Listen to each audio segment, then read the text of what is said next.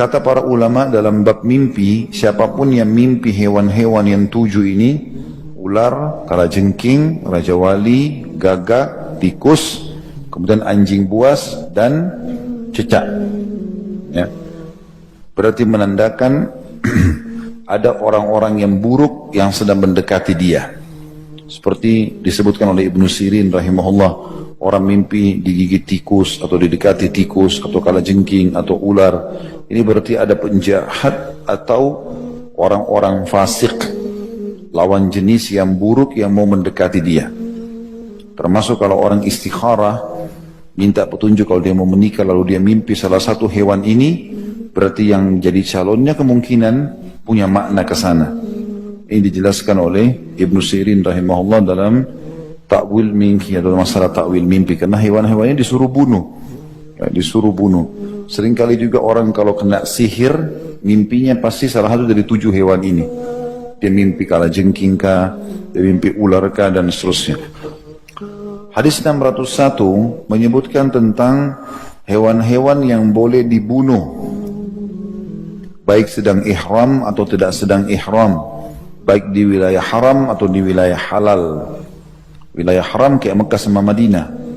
Selain daripada itu dikenal dengan wilayah halal. Haram artinya dimuliakan. Makanya kita katakan Mekah dan Madinah haramain. Dikatakan dalam hadis ini dari Aisyah radhiyallahu anha, beliau berkata, Rasulullah sallallahu alaihi wasallam bersabda, "Khamsun minad dawabi kulluhunna fawasiq yuqtalna fil hilli wal haram, al-aqrabu wal hida'ah wal ghurabu wal fa'ra wal kalbul aqur." Hadis ini tentu diriwayatkan Imam Bukhari di jilid 3 halaman 17, Imam Muslim jilid 2 halaman 857. Ada 5 binatang yang semuanya fasik. Fasik artinya mengganggu, buruk. Boleh dibunuh di luar tanah haram, tanah suci, atau di dalam tanah haram, walaupun kita sedang berihram. Yang pertama adalah kalajengking. Yang kedua, burung raja wali. Yang ketiga, burung gagak. Yang keempat, tikus. Dan yang kelima, anjing buas. Itu anjing yang suka menggigit, ya, anjing buas. Dan ini memberikan gambaran kepada kita, orang tadi kalau lagi ihram tidak boleh berburu hewan. Tapi di sini dia bukan masuk dalam berburu. Hewan ini memang dasarnya boleh dibunuh. Bahkan ada hadis lain di bab solat yang menjelaskan bolehnya seseorang membunuh ular dan kalajengking dalam solatnya.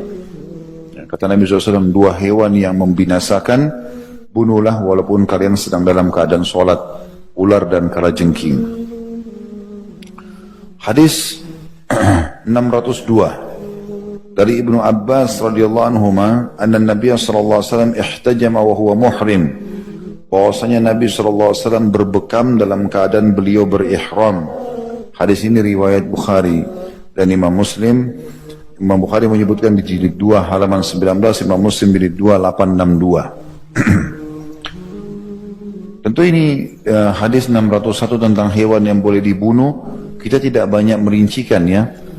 Tapi di sini memang ada bab khusus masalah sebenarnya bolehnya membunuh hewan-hewan ini. Tapi ada rincian, saya kasih gambarannya. Seperti misalnya ada hadis lain yang menyebutkan 5 hewan dibunuh di wilayah haram atau di luar haram. Di dalamnya masuk ular. Jadi ada 7 jenis hewan yang boleh kita bunuh. Ular, kalajengking, raja wali, gagak, tikus, kemudian anjing buas dan cecak. Ya. Kenapa Allah suruh bunuh? Allahu a'lam. Ada hikmah, enggak ada hikmah, tetap kita jalankan. Kenapa Allah haramkan babi? Ada hikmah, enggak hikmah, tetap kita haramkan. Orang beriman menerimanya. Kalau nanti ada hikmahnya, ya itu pertambahan saja. Karena enggak ada hikmah pun kita temukan, tetap saja kita tentunya mentaati Allah dan Rasulnya alaihi salatu wassalam. Khusus masalah dari 7 jenis hewan ini, ular, ini ada hukum tersendiri lagi kalau seandainya kita melihat ular di rumah, bukan di tempat lain, di rumah, maka sunnah Nabi SAW untuk mengusirnya 3 kali. Katakan, keluarlah, 3 kali diusir. Karena kata Nabi SAW, kalau kalian temukan ular di rumah kalian, maka ingatkanlah 3 kali. Kalau dia jelmahan jin, dia akan pergi. Dan kalau dia tidak bergerak, tidak pergi, berarti dia ular biasa, bunuhlah dia. Ini perintah Nabi SAW, dan pernah terjadi di zaman Nabi SAW dalam hadis Bukhari, seorang sahabat baru menikah. Begitu dia pulang dari masjid Nabi SAW menuju ke rumahnya, dia temukan istrinya keluar tanpa hijab. Cemburu dia. Maka dia marah, kelihatan raut wajahnya marah. Lalu istrinya bilang, jangan kamu marah dulu, lihat ada apa di dalam rumah. Maka anak muda itu pun, sahabat itu pun masuk, ditemukan di ranjangnya ada ular besar. Maka dia pun langsung menghunuskan pedangnya dan melawan ular tersebut. Lalu dua-duanya mati. Ya. Kata Nabi SAW, entah siapa yang mati duluan di antara keduanya. Tapi kalau ada ular di rumah kalian, ingatkanlah 3 kali sebagaimana hadis yang sudah saya jelaskan tadi.